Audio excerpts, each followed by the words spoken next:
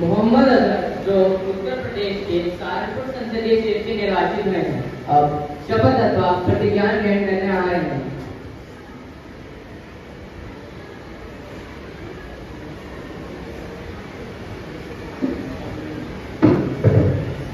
तो मोहम्मद अजहर, आप शपथ ग्रहण करना चाहेंगे या प्रतिज्ञा?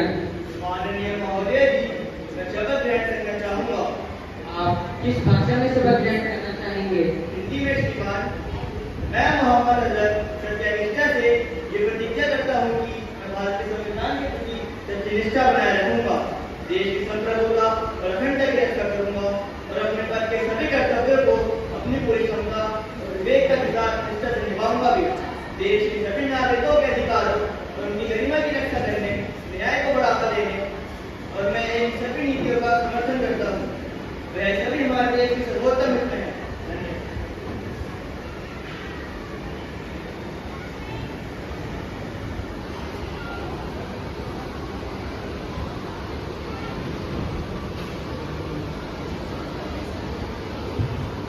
सुश्री नीलिका जो असम के जोरहाट संसदीय सीट से निर्वाचित हुई है, अब शपथ अथवा प्रतिज्ञा ग्रहण करने आ रही है।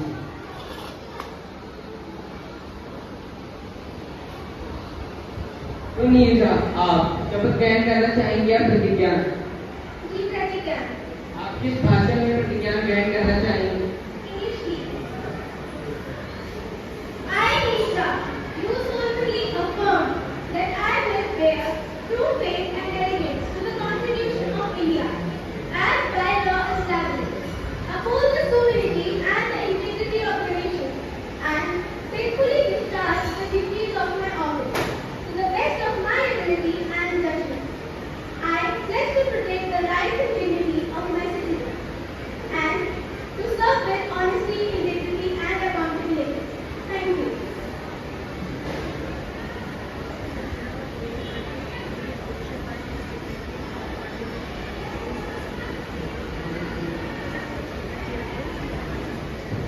Honorable members, as we meet today, it is my sad duty to inform the House of the demise of our former colleague, Shri Avinash Bharadwaj.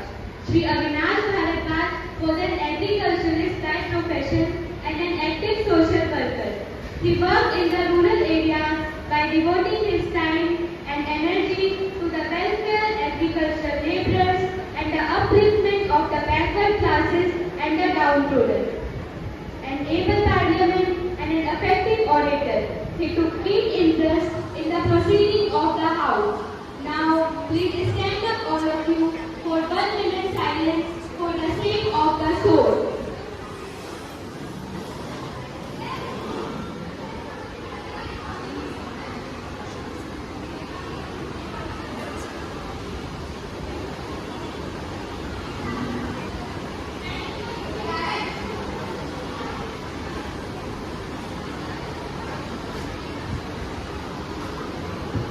Now, please have your seats.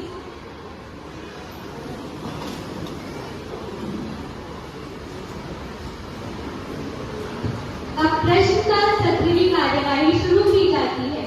सर्वप्रथम प्रश्न संख्या 101, श्रीमान अभिषेक वर्मा जी। धन्यवाद माननीय अध्यक्ष महोदय। मैं हूँ भारत का नेता, मुझे वोट चाहिए, भले ही देश को कंगाल कर मुझे देर पर नोट चाहिए। मैं आपकी सरकार से पूछना चाहूंगा, प्रधानमंत्री ने अपने वादों को पूरा नहीं करके देश के साथ जो विश्वासघात किया है, उसके लिए उन्हें माफी मांगनी चाहिए। प्रधानमंत्री ने जो वादे किए थे वे काल्पनिक थे और कोई वादा पूरा नहीं हुआ। क्यों महंगाई और बेरोजगारी आसमान छू रही है, आर्थिक विषमता बढ़ रही है, ऐसा क्यों है? सब महिलाओं, दलितों, आदिवासियों पर अत्याचार को लेकर चुप रहते हैं। जाति आधारित जनगणना पर चुप्पी क्यों है? सरकार ने नोटबंदी और जीएसटी लागू किया, इससे युवाओं, बेरोजगारों का कोई फायदा नहीं हुआ। आज 40 साल से सबसे ज्यादा बेरोजगारी हिंदुस्तान में है। आज देश के 20 लोगों के पास पूरा धन है। आज देश के 22 लोगों के पास 70 करोड़ लोगों के बराबर पैसा है। मुझे आज जवाब चाहिए आपकी सरकार से, बताइए।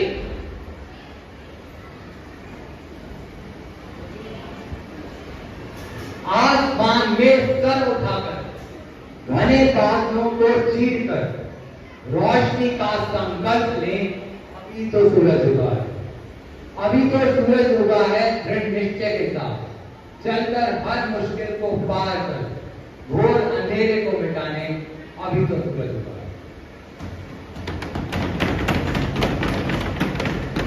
कब तक टुकड़ों में सोचते रहोगे? कब तक समाज को बांटते रहोगे? बहुत तोड़ा देश को, परंतु अब नहीं तोड़ पाओगे।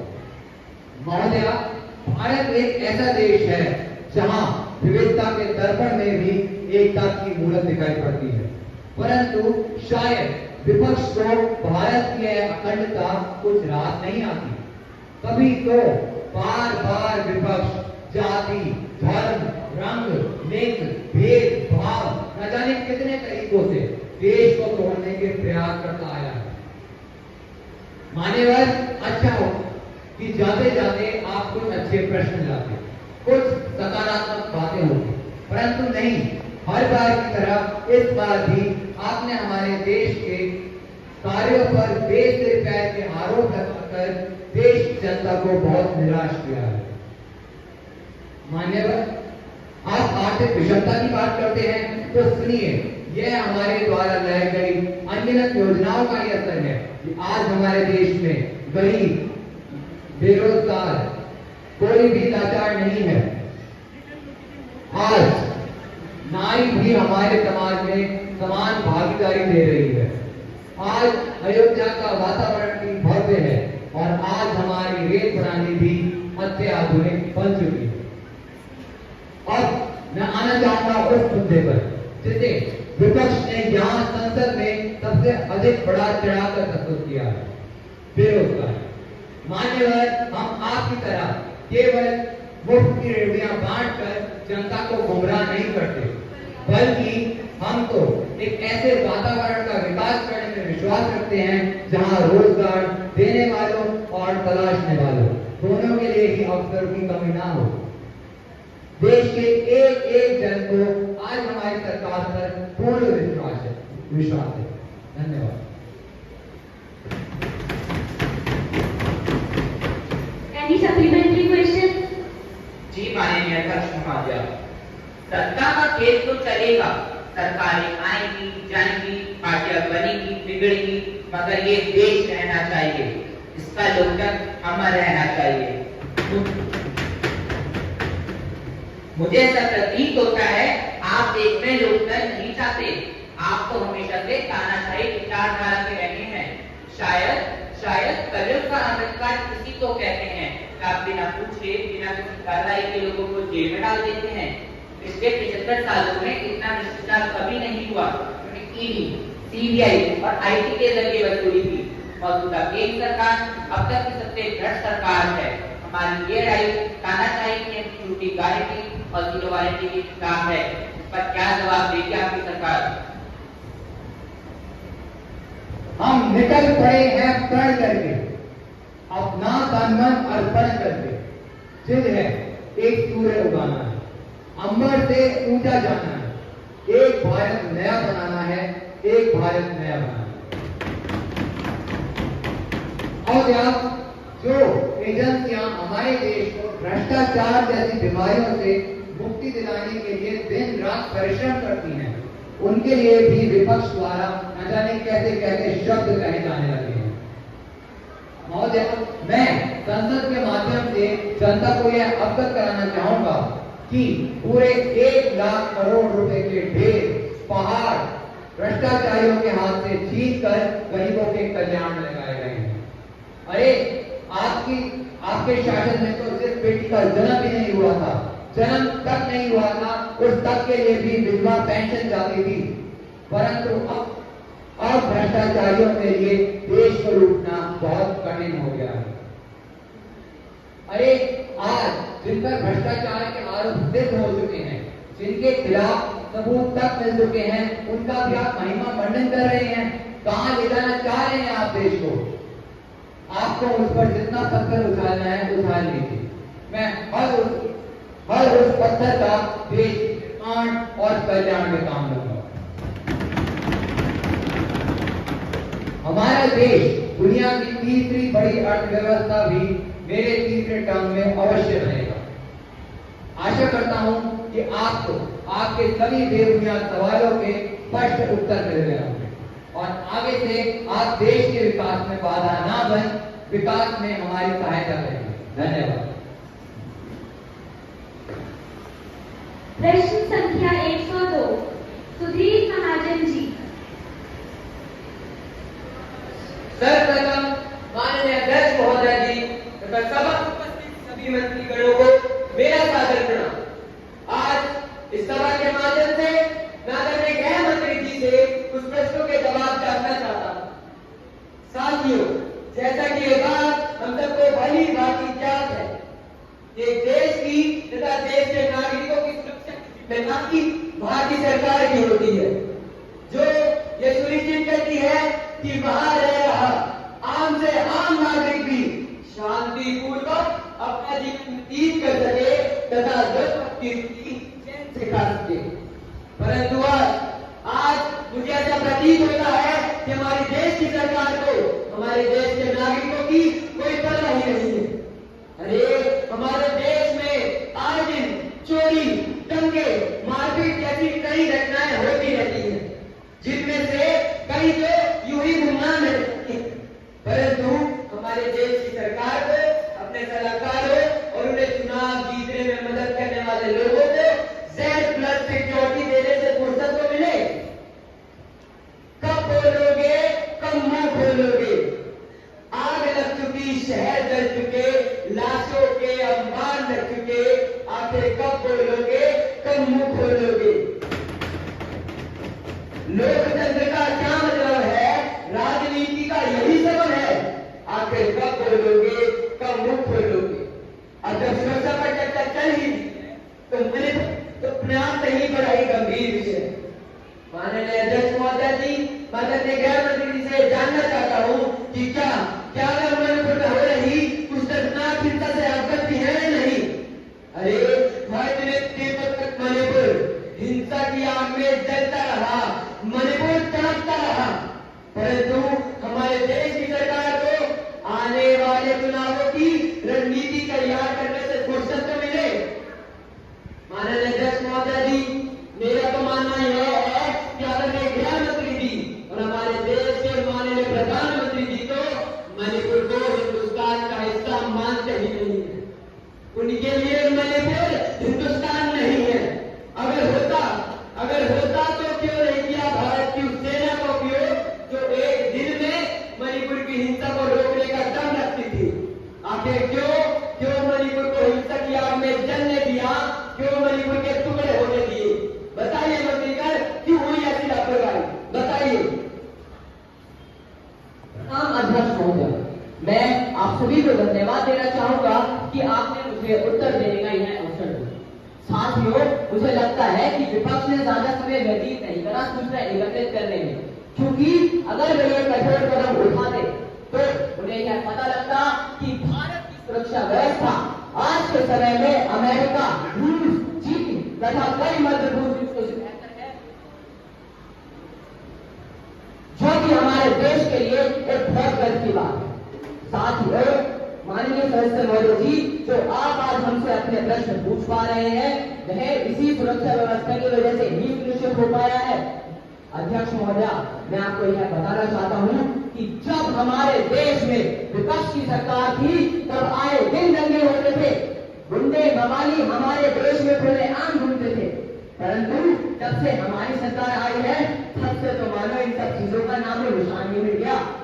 उदाहरण के तौर पर जब असम में विपक्ष की सरकार थी तब 15 सालों के कार्यकाल में कुल 52,560 हत्याएं हुई थी। आंकड़ों से यह पता लगता है कि यह हम नहीं कह रहे, खुद आप ही के मंत्री गण ने कबूला है। बताइए, क्या असम अब हमारे देश का हिस्सा नहीं है? अब मैं कुछ पंक्तियां कहना चाहता हूं। भारत का एक जवान है वो, ना हिंदू ना ही मुसलमान है वो। भारत का एक जवान है वो, ना हिंदू ना ही मुसलमान है वो। जख्मों से भरा सीना है मगर, जख्मों से भरा उसका सीना है मगर दुश्मन के लिए चट्टान है वो। और भारत मां की सेवा में हमेशा तत्पर रहने वाला इस देश का वीर जवान है वो, इस देश का वीर जवान है वो। अध्यक्ष महोदया, मुझे बड़ा खेद होता है जब कोई हमारे देश के वीर सैनिकों के रहते हुए उनके शौर्य पर यह कहकर उंगली उठाता है कि हमारा देश सुरक्षित नहीं है। मैं आज सदन में बैठे सभी सदस्यों को यह बताना चाहता हूं कि जब हमारे देश के एक राज्य मणिपुर में हिंसा की स्थिति उत्पन्न हुई तब हमने तुरंत ही वहां पर पुलिस की तैनाती की और उनके मुजरिमों को सख्त से सख्त सजा दी जा रही है। मणिपुर हमारे देश का ही एक अभिन्न अंग है। हम अपने देश की अभिन्नता और अखंडता को किसी भी हालत में खंडित नहीं होने देंगे।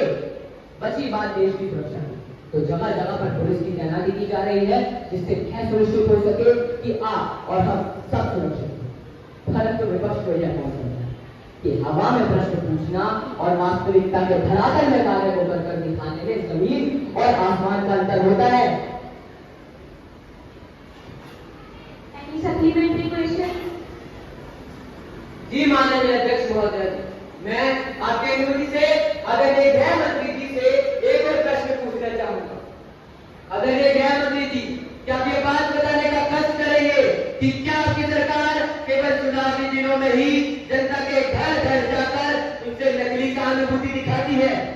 क्योंकि जब देश को, जब जनता को, जब देश के नागरिकों को आपकी जरूरत पड़ती है तब तो आपकी सरकार गायब ही हो जाती है। अरे वहां इतने दिनों तक मणिपुर के रूप में हिंदुस्तान जलता रहा, तड़पता रहा, और आज चर्चा यह है कि मणिपुर नहीं बचा, मणिपुर जो टुकड़ों में बट चुका है। परंतु मैं ये जानना चाहता हूं कि कहां गया, कहां की आपकी सरकार और कहां से हमारे देश के माननीय प्रधानमंत्री जी?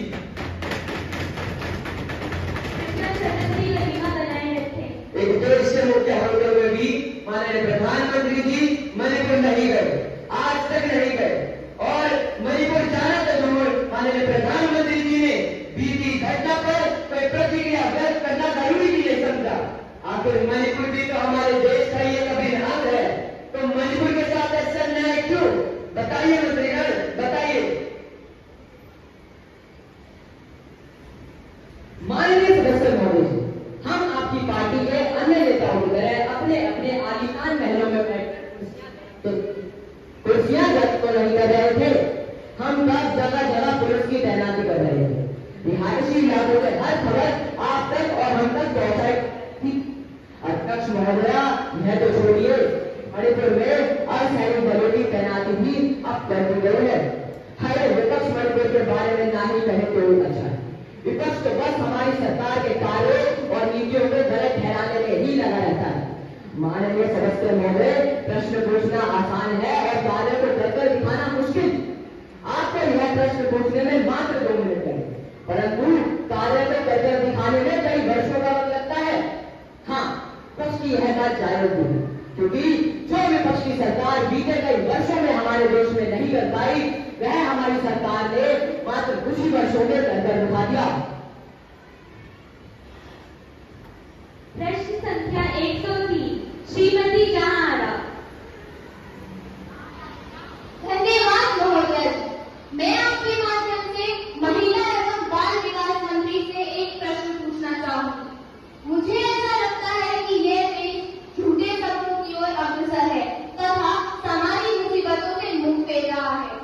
शादी के दिन बारात लेकर नहीं आया दहेज योगी दूल्हा, पति बना है बात, पत्नी को अपनाकर सड़क पर फेंका और मारा काफी शर्मसार। पुरुषों ने महिलाओं को बंधक बनाकर पीटा। यह 3 खबरें पिछले दिनों के अखबार की सुर्खियां रही है। सभापति जी, यह खबरें स्पष्ट करती हैं कि भारत की देवभूमि सुरक्षित नहीं रह गई है। खासतौर पर दिल्ली और मुंबई जैसे महानगर तो महिलाओं के लिए बिल्कुल भी सुरक्षित नहीं है। महिलाओं पर घट रहे एक के बाद एक वारदातें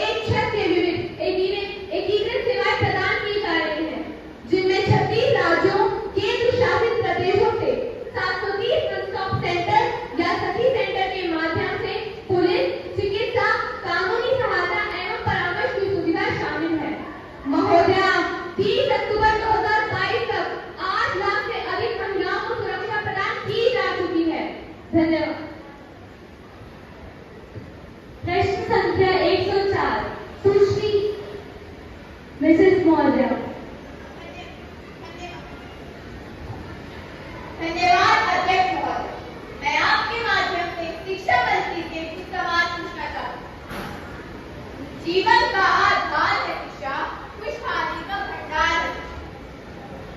ऐसा लग रहा है नई शिक्षा नीति सिर्फ एक सुंदर पोशाक जो भारत के हर विद्यार्थी को कहीं नहीं आई।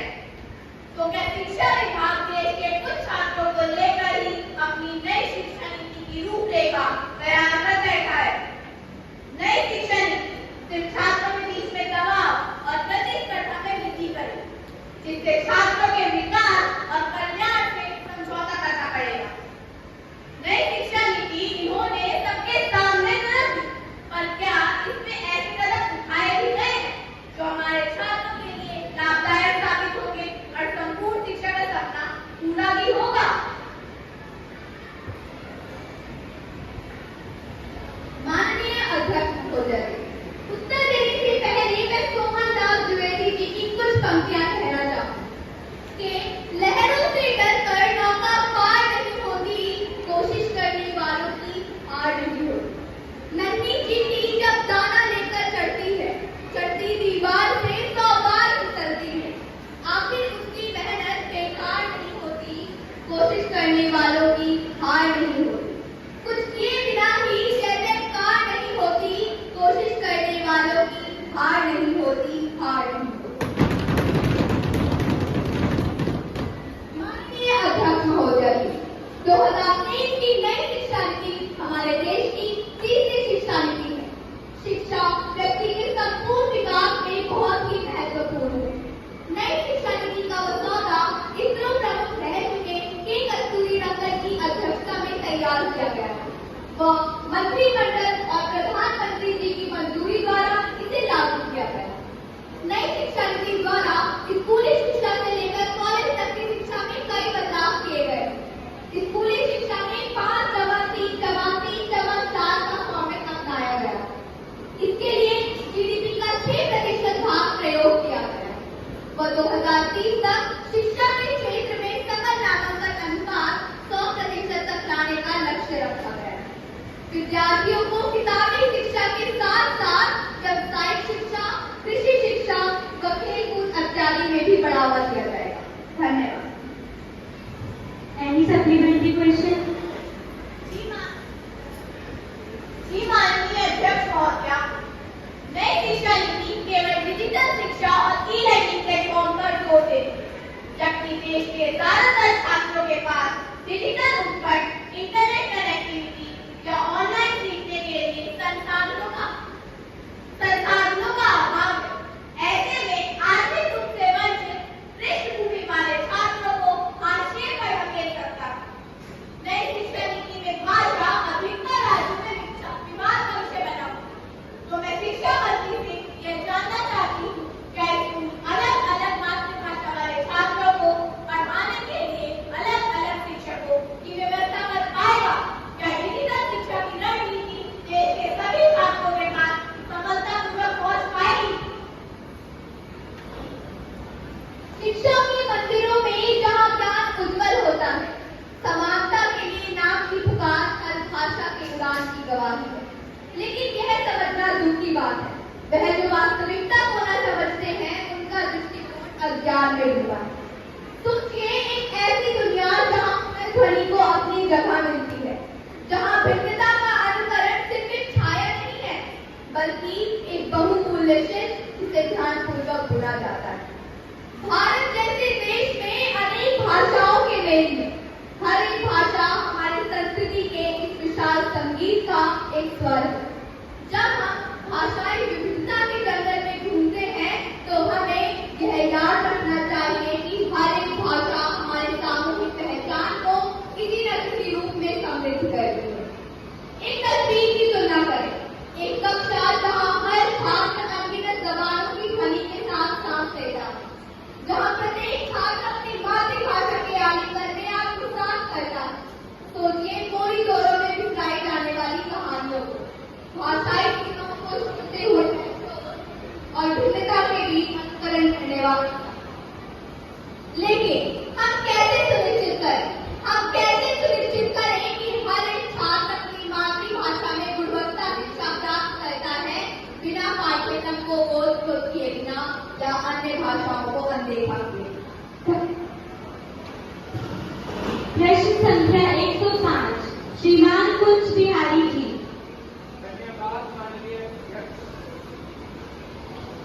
धन्यवाद माननीय अध्यक्ष महोदया जी। सर्वप्रथम माननीय अध्यक्ष महोदया एवं सभा में उपस्थित सत्ता पक्ष एवं विपक्ष को मेरा सादर प्रणाम। आज मैं इस संसद के माध्यम से माननीय वित्त मंत्री जी से कुछ प्रश्नों के उत्तर जानना चाहूंगा। महंगाई को देखकर दुखमय सकल समाज, निर्बल जनजी ना कटे कैसे साधे काज, कैसे साधे काज कहां से लाए राशन, महंगा हुआ प्याज कैसे पकेगा सालन। महोदया जी, आज के समय में महंगाई आसमान छू रही है। प्याज और टमाटर जैसी दैनिक उपयोगी सब्जियों के बात तो पूछिए ही मत। अरे हमें तो लगता है कि माननीय वित्त मंत्री जी इस तथ्य से अवगत भी नहीं है। यदि होती तो कुछ तो करा होता बढ़ती भुखमरी के लिए, कुछ तो करा होता गरीबी को रोकने के लिए, पर नहीं।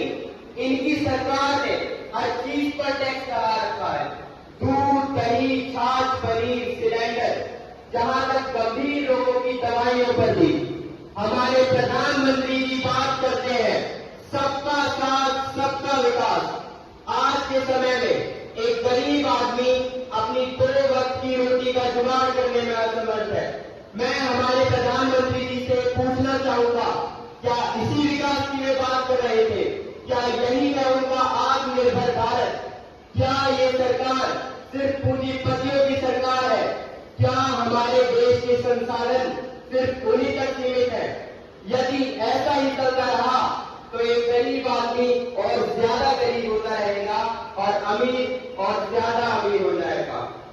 अब मैं कुछ पंक्तियों के द्वारा अपनी वाणी को विराम देना चाहूंगा। भूखे इंसान के पास कहां से देशभक्ति आएगी? रोटी की तलाश में हालत कब तक जिंदा रह पाएगी? अरे पत्थर और लोहे से भरे शहर कब तक पिघलाओगे? अरे पत्थर और लोहे से भरे शहर कब तक पिघलाओगे? गरीबी वो बीमारी है जो देशभक्ति को निगल जाएगी, जो देशभक्ति को निगल जाएगी। कृपया सदन की गरिमा बनाए रखें। धन्यवाद अध्यक्ष महोदया जी। विपक्ष ने जो कागज का कलर की गरीबी हमें सिखलाई है, मैं इसका कोई खंडन नहीं करूंगी। क्या बखूबी इन्होंने मेरे देश को बेबस और लाचार समझ लिया है, परंतु मैं बस इतना कहना चाहूंगी कि मेरे देश का वो जन जन सुबह से लड़ना जानता है। मेरे देश का वो ठेले वाला, मेरे देश का वो रेडी वाला, मेरे देश का वो फेरी वाला तक ही जानता है कि इंद्रधनुष की ओरख जो सुबह के बाद ही नजर आते हैं। जब आप लोग महंगाई को बयां करने के लिए शब्द का समर्थन संजो रहे थे, तब हमारी सरकार ने पेट्रोल के दाम 2 रुपए और डीजल के दाम 3 रुपए कम करने का फैसला कर लिया था। हमारी सरकार ने गरीबी को कम करने के लिए कई स्कीमें भी निकाली है, जो कि सफल भी हुई है। जैसा कि आप देख सकते हैं, 1977 में 63% से ज्यादा गरीबी थी और आते आते 2023 में 4.5% रह गई है।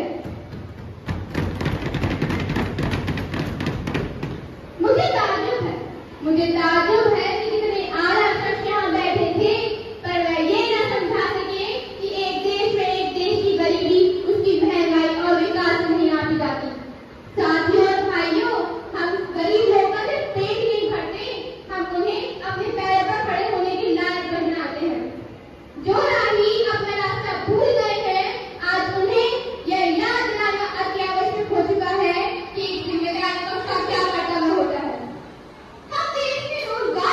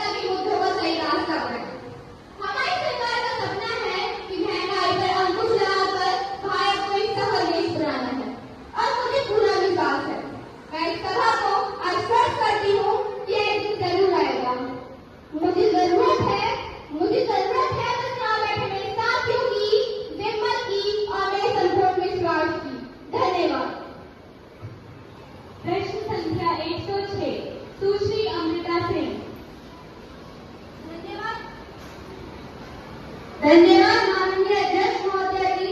मैं आपके माध्यम से माननीय तकनीकी विभाग और सूचना प्रसारण मंत्री से कुछ प्रश्न पूछना चाहूंगी। आज हमारा देश तकनीकी विकास की ओर प्रतिदिन उन्नति कर रहा है, यह तो सब जानते हैं, लेकिन इसका एक दूसरा पहलू भी है। सरकार तकनीकी के नाम पर digital India, skill India, make in India का नारा लगाकर जनता को भ्रमित कर रही है।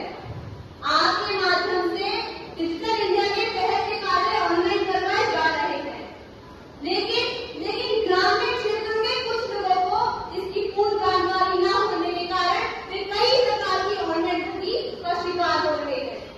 सरकार साइबर सुरक्षा और सूचना तकनीक को और मजबूत बनाने के लिए प्रभावी कदम उठा रही है।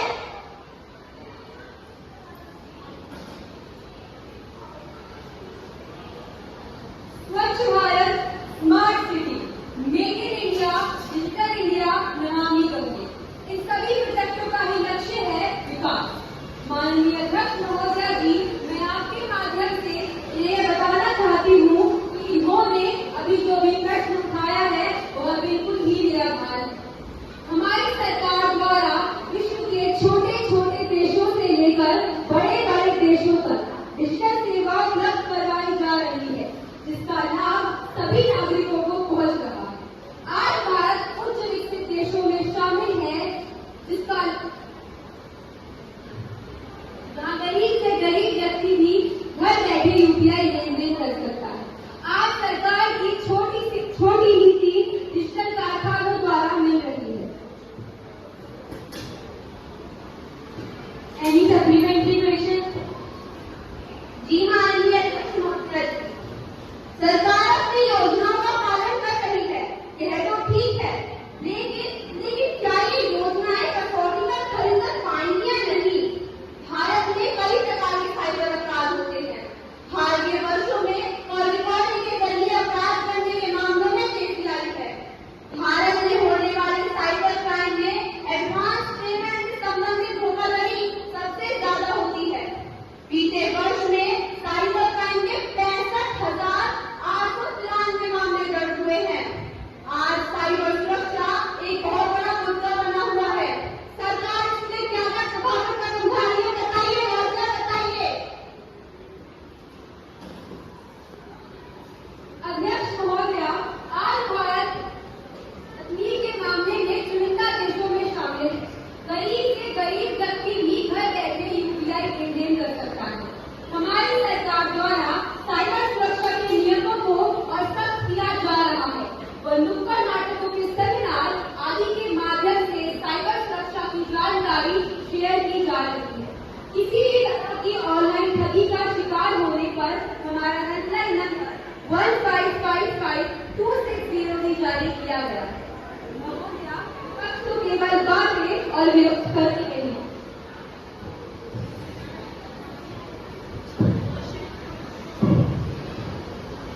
प्रश्न संख्या 104, श्रीमती फाल्गुनी पाठक। धन्यवाद महोदय। करुणी बोल रही है धरा, ले सब इसका संज्ञान, आप जाने गंभीर, कुछ कर दो नादान, कुछ कर दो नादान। माननीय अध्यक्ष महोदय, सरकार अपनी नीतियों को पर्यावरण संरक्षण बताती है, लेकिन हालातों को देखकर तो यह प्रतीत होता है कि सरकार पर्यावरण संरक्षण की तरफ ध्यान ही नहीं दे रही है।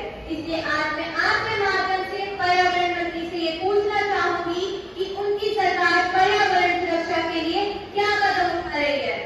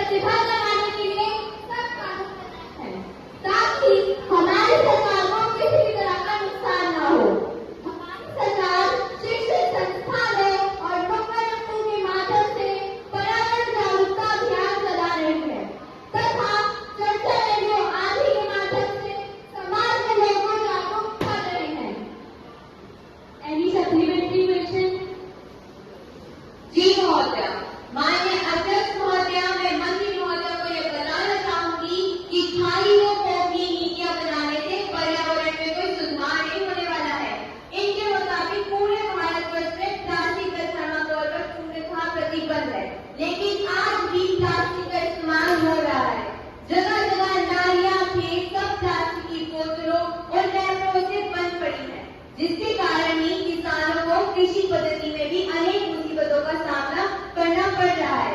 प्लास्टिक की वजह से ही कैंसर अपनी जड़ फैलाता जा रहा है और अस्पतालों में नित्य नए मरीजों की संख्या में वृद्धि होती जा रही है।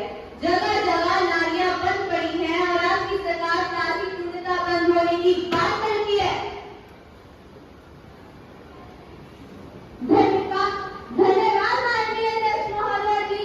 मैं आपके माध्यम से सदन को यह बताना चाहती हूँ कि नियम अनुसार भारतवर्ष में सिंगल यूज प्लास्टिक को पूरी तरह बंद कर दिया गया है तथा जो भी नियमों के खिलाफ जाकर इसका प्रयोग करता है उसके ऊपर सख्त कार्रवाई की जाती है।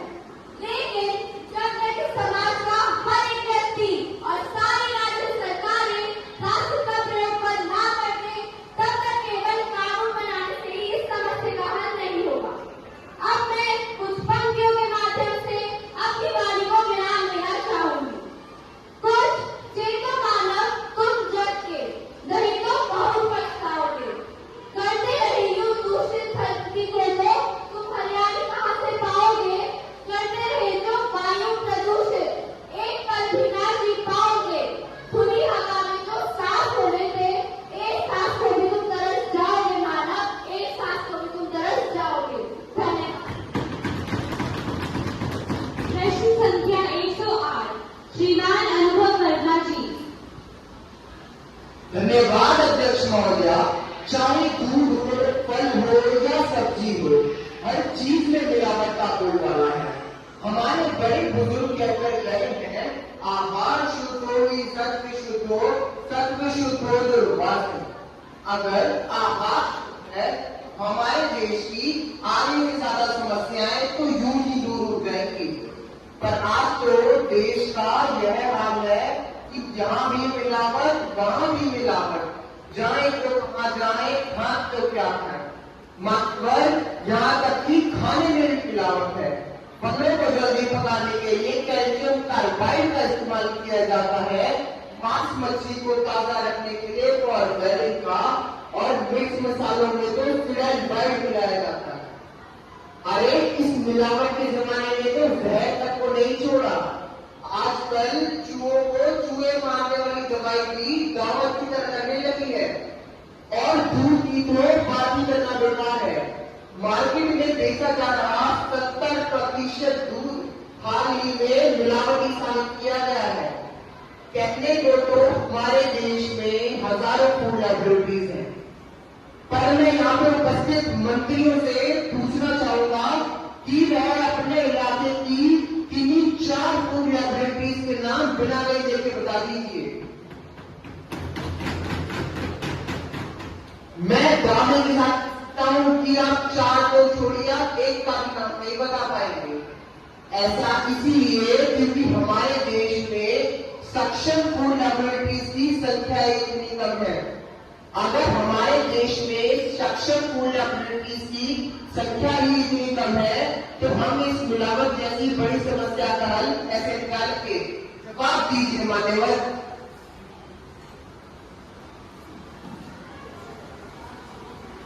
धन्यवाद महोदय। माननीय अध्यक्ष महोदय, सरकार सदस्य महोदय द्वारा खाने की बेचिंता का निवारण पूर्ण रूप से करेगी। जहाँ तक खाने में एडल्ट्रेशन या मिलावट का सवाल है तो सरकार ने इसे एक चुनौती, जी हाँ, एक चुनौती की तरह लिया है। चंद वर्षों में फूड टेस्टिंग लैब की संख्या 2 गुनी करना कोई छोटी बड़ी बात नहीं है मान्यवर। देश में फूड लैब की निगरानी बढ़ाना, उपभोक्ताओं द्वारा मिलावट की जांच के लिए ड्रग टेस्ट बनाना और food safety and standards act 2006 को सख्ती से लागू करना सरकार की मिलावट के खिलाफ लड़ाई का हिस्सा नहीं है तो और क्या है महोदय। मैं सदन को आश्वस्त करना चाहता हूँ कि यह दिन भी अवश्य आएगा जब मेरे भारत देश का कोई भी नागरिक मिलावटी खाद्य पदार्थों के घर के साइड नहीं जिएगा। और इस लक्ष्य को प्राप्त करने के लिए हमारी सरकार कार्यक्षम भी है और कार्यरत भी है। मैं माननीय सदस्य महोदय की सराहना करना चाहूंगा। अरे कितने विश्वास के साथ इन्होंने देश की हजारों सक्षम फूड लैबोरेटरीज की क्षमता वही सवाल उठा दिया। सच तो ये है कि मेरे भारत देश की जनता खाने में मिलावट से तो मुक्ति पा लेगी, परंतु आपके जहरीले आरोपों प्रत्यारोपों की राजनीति में मिलावट से मुक्ति इस देश को कब मिलेगी?